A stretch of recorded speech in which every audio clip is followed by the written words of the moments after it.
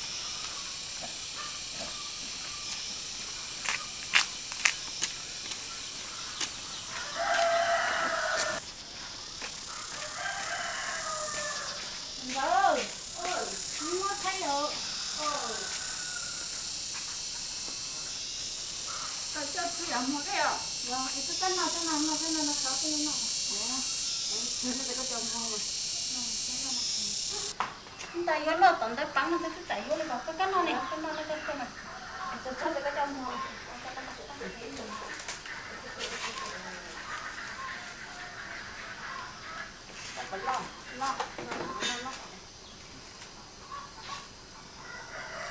có cái nhớ nó mưa nói đây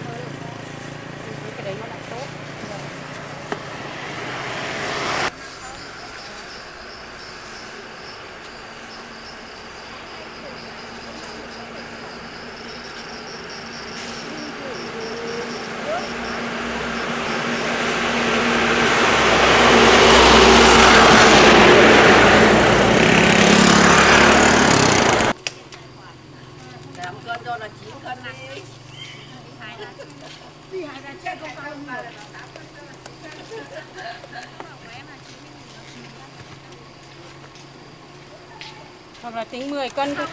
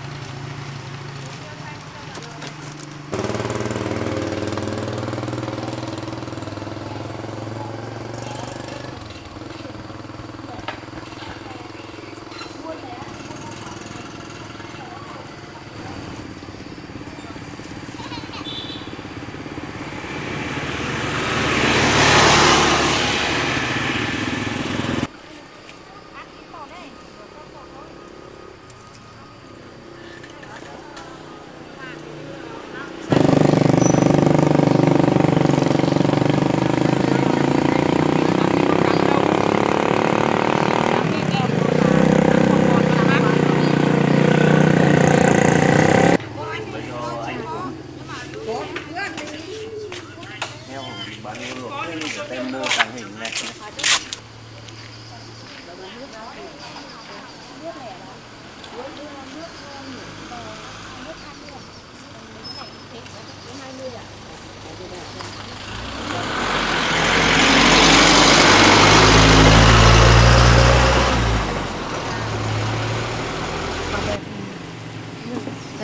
Ô đâu có đẹp.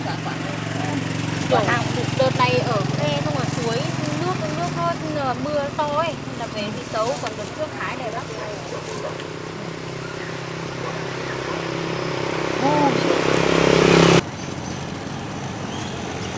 Bà ơi phân phó bà nhá.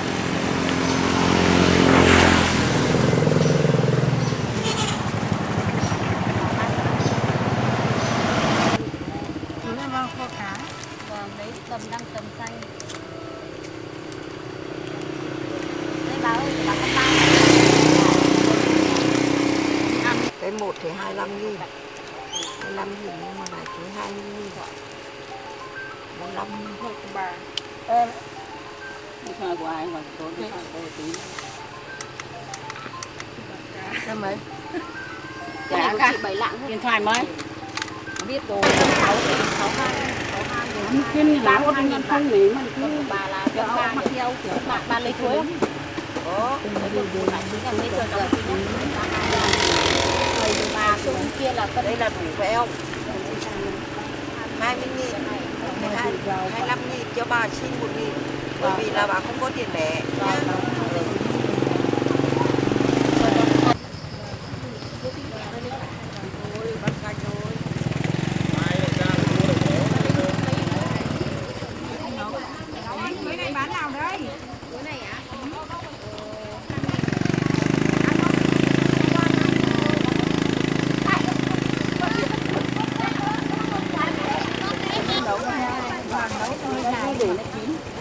Chín chắc không chín được. chín vẫn chín được. Chín mà chín không thì mà ăn nó sẽ cái này nấu nó ra thôi, không nấu ôm thử đậu.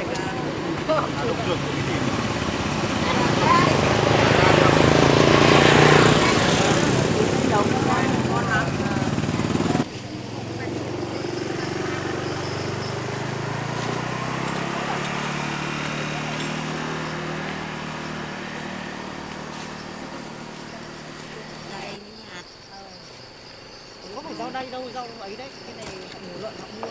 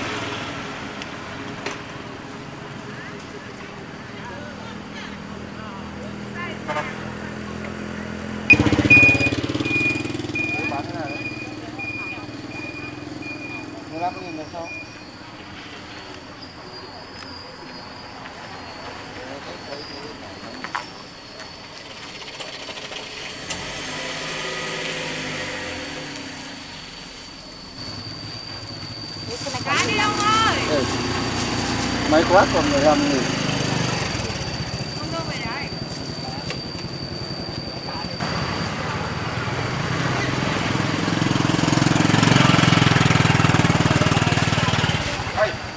Em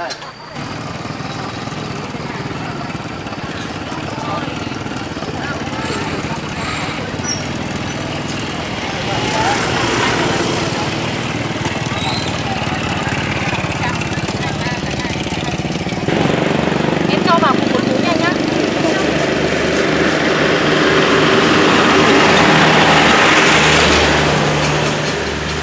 Anh gửi tiền. Rồi anh cảm ơn.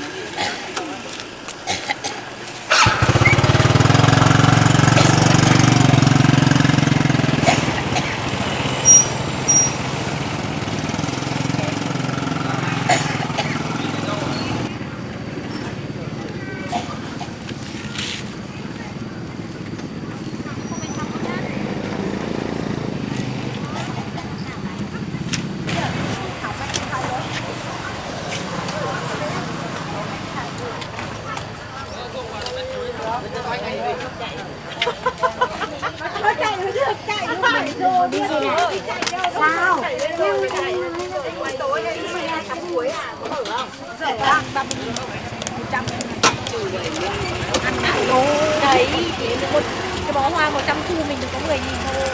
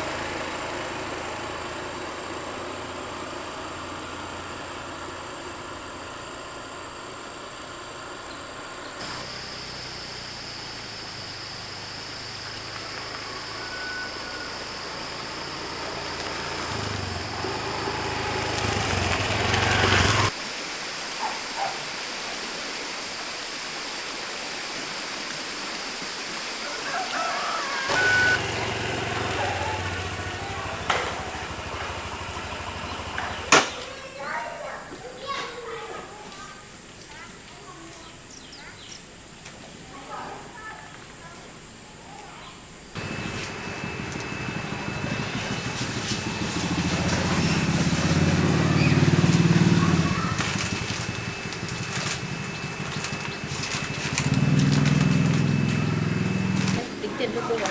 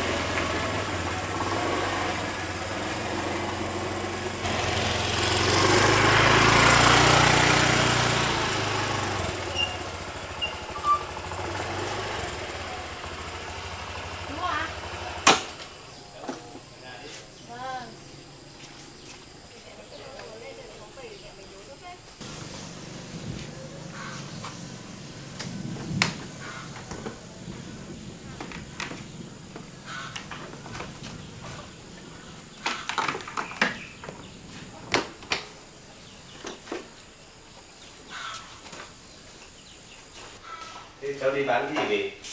Cháu đi bán ít chuối xanh với cả bán được ít bột nước nắng ấy. À. Chú có đi làm không? Quả đấy. Có. Thế bây giờ đường mưa nhiều quá, đường dưới đấy có hỏng, có đi được không? Ôi ở đoạn dưới gần chợ cái một đoạn lún sâu lắm chú ạ. Bởi mưa lâu rồi. Vâng, đi mình phải cẩn thận. Theo ngon quá chú ạ. Đấy. Ăn đi, để nếu bộ nó còn này. Hoa không cần bố đâu, trời sắp mưa. Nó nói chuyện với chú nhanh, cháu cũng đi về đó. À thế à? Thế thì chú ngủ nhất ăn phải không ăn hết. Vâng. Thế cháu tìm chú có việc gì không? Là đợt này cháu không liên lạc được với đội thợ xây ấy chú, để xây được chuồng đá cho cháu.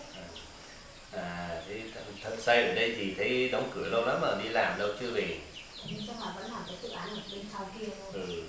Vậy ngoài cái đội này ra thì chú có biết cái đội nào xây nữa?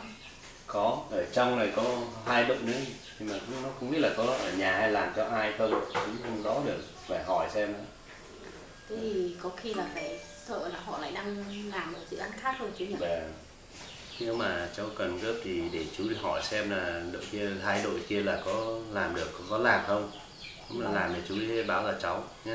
Vâng, thế thì chú hộ cháu nhá, hỏi Vâng. xem là nếu mà được thì lên làm cho cháu luôn. Và Bây giờ cháu đi qua lại cái khoai thì chú vội bị lắm rồi. Cái cầm nó đi chơi hết à? Mà tàng thao này. Những tàu còn nhà cao không gì đó phải không? Các tầm có tên không? Mua à?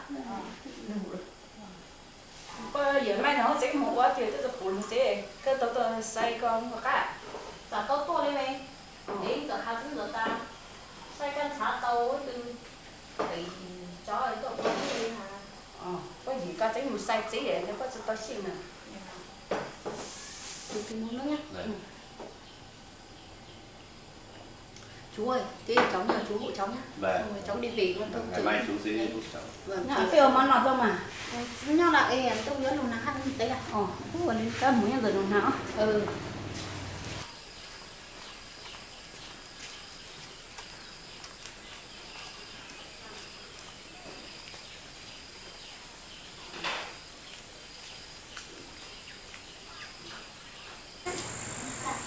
Nhất giấy rồi vậy luôn. Con lo các con nhất giấy rồi. Nhau mà. Lá. Lá. Được ta nè. Kẹo không á? Muốn ăn kẹo rồi à? Đây, về đây. Muốn ăn kẹo rồi à?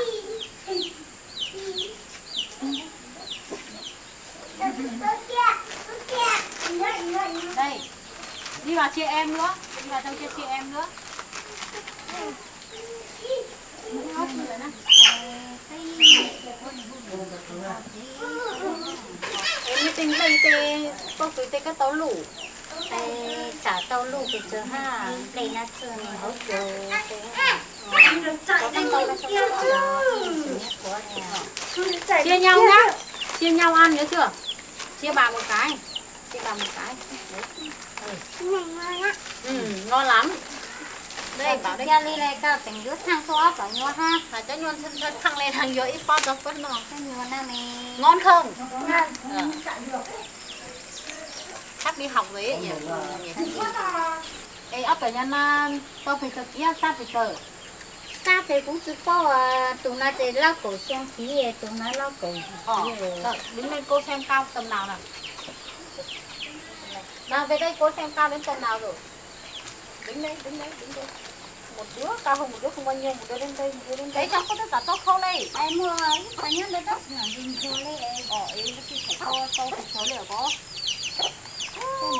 À, tốt khâu thôi mà. Nó không sâu thôi nha. Nào, nè.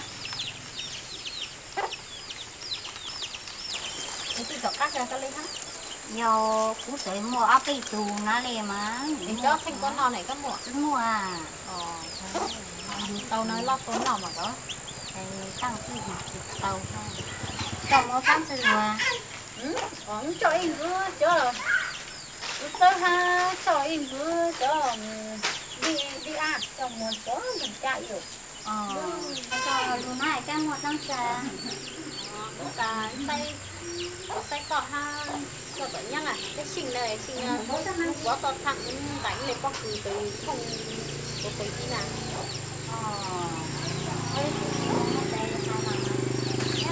Còn thì nó cũng có chừng mấy quán trong đây rồi cũng trong đây có tăng rồi.